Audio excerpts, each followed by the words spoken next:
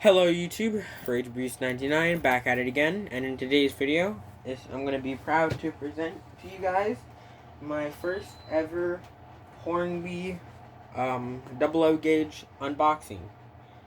So before we get started, okay, yeah, that did turn off. Sorry, I was just making sure my air conditioning turned off so you guys wouldn't hear that, as I know the camera tends to pick it up more than it picks up my voice, so I had to turn that off real quickly. So, we're going to be looking at the N15. This is the SR class N15. I believe I said that correct. I'm not the biggest train buff, so correct me if I'm wrong.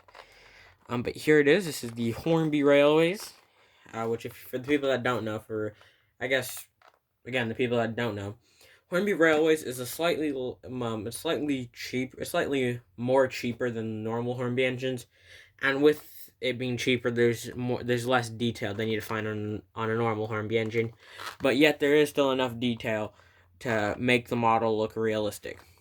So as you can see right there, O scale model, which this model is from the 70s, so it's not going to be the most it's not going to be the box is not going to be in good condition, and made in England. So this is the good Hornby stuff, in my opinion. This is before it was made in China and all that.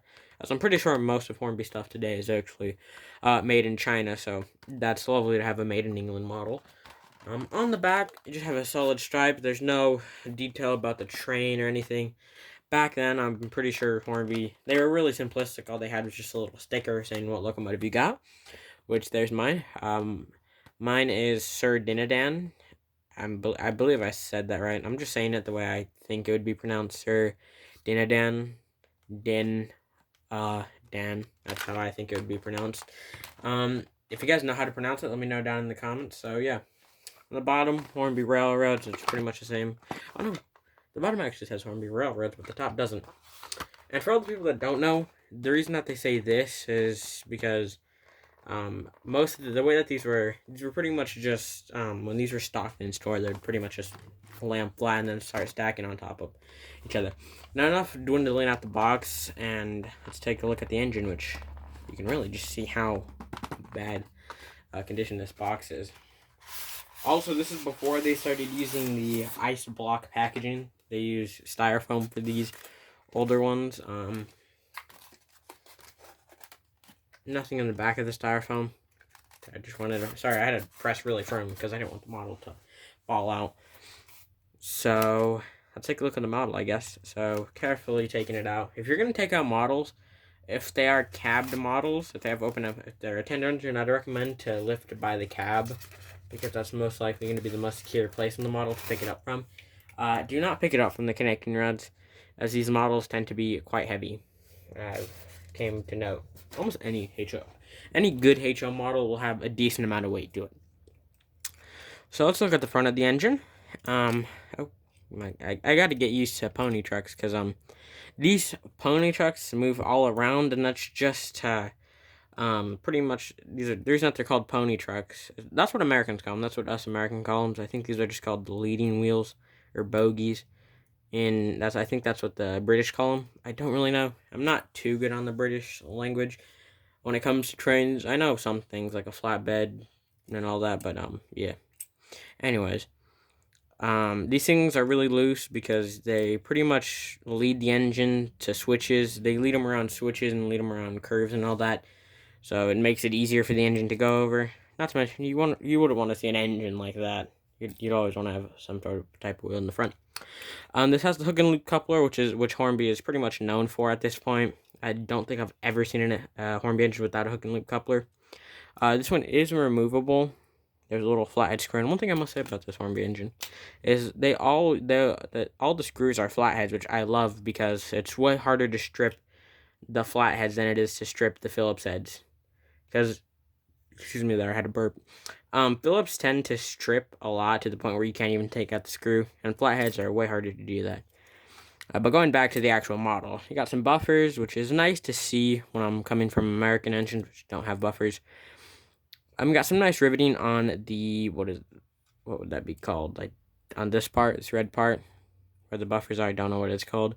These are not sprung buffers, they're just normal buffers. You got The running board is nice. You got a dipped running board right there. I actually like dipped running boards. I don't know why. They're just so nice to see, in my opinion. Some beautiful smoke deflectors, which, in my opinion, smoke deflectors are nice, but they shouldn't be added to every engine. Because, in my opinion, only a few engines work properly with side deflectors or look good with side deflectors. Flying Scotsman, I'm not the biggest fan of Flying Scotsman with side deflectors. I'm going to just put that out there. Not too much detail in the smoke box door. Like I said, Hornby or Railway. Is that what it's called? Yeah, Hornby Railways is not the most detailed line of what that Hornby has to offer. Because I want to keep it as cheap as possible. You can see you got some whistles up there. Separately applied whistles. I think that's what those are. Of course, you got the funnel. Pretty short funnel, too, I must say. You got the dome, which you can just see. There's not that visible of a seam line, but you can see where they're supposed to be filed down plastic, like right there. I don't know if you can see there's a little nub right there, and also on this whistle there's like a little nub. Again, I think those would be safety valves, and that would be a whistle right there. I hope I got that right. Some handrail, which again, to cut down costs, this is a molded handrail. I got some brass piping, I would assume, and then you got the nameplate Sir Dinadand right there. And then you got another thing right here. I think that would maybe say Southern, or the engine number. I don't really know. Moving on to the back of the locomotive, you got some beautiful cab detail, which I will have to turn my flashlight on. You can see it's not painted, once again, to cut down costs. And you do have this little metal thing right here, which I'm pretty sure, I don't know exactly what it is, but my best guess is to add more support for the cab, maybe. That way, if you accidentally step on it, it won't immediately crush in. And by the way, the cab and the boiler this is all one piece.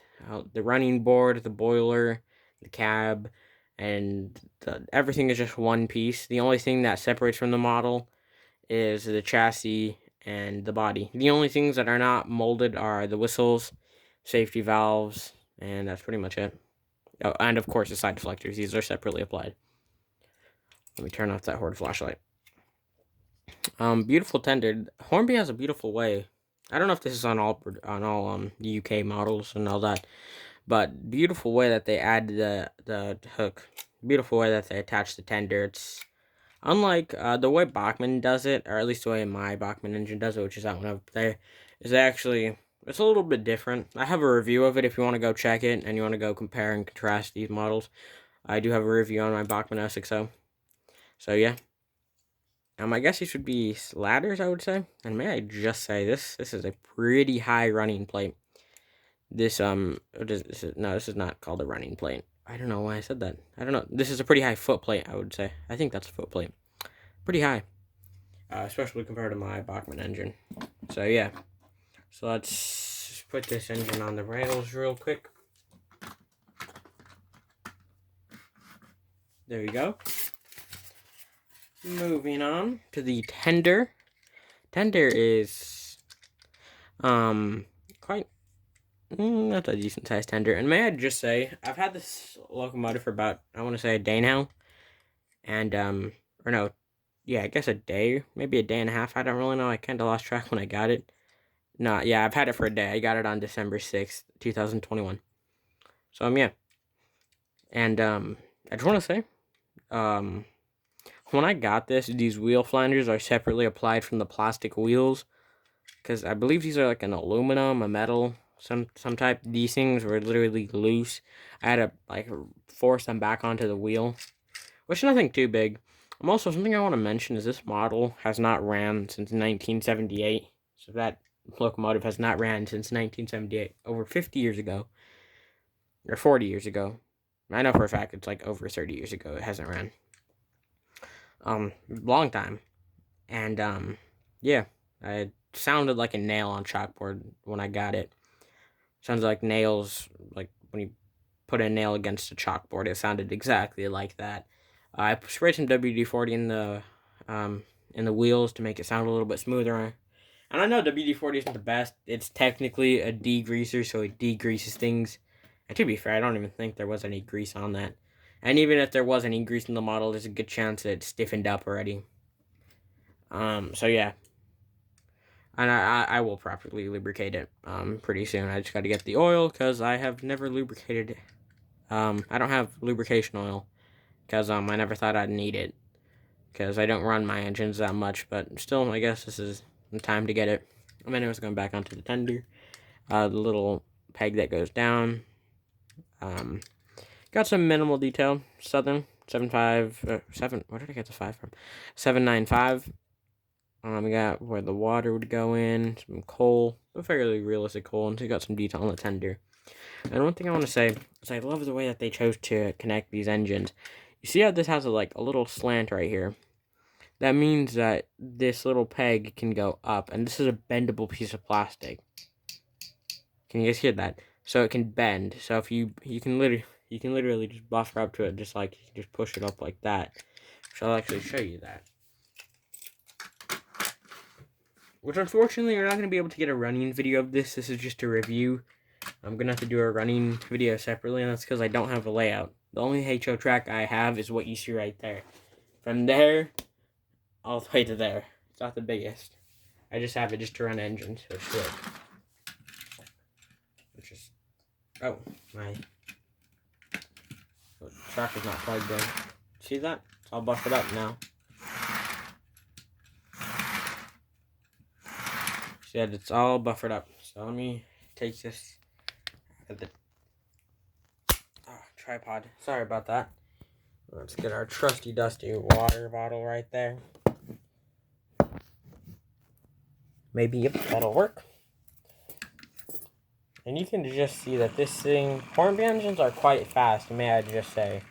Not to mention, considering the fact that I'm using Easy Track and that I'm using a standard Bachmann starter set controller, and the fact that this motor is quite old, it can do a decently slow speed. If I can get the model to work.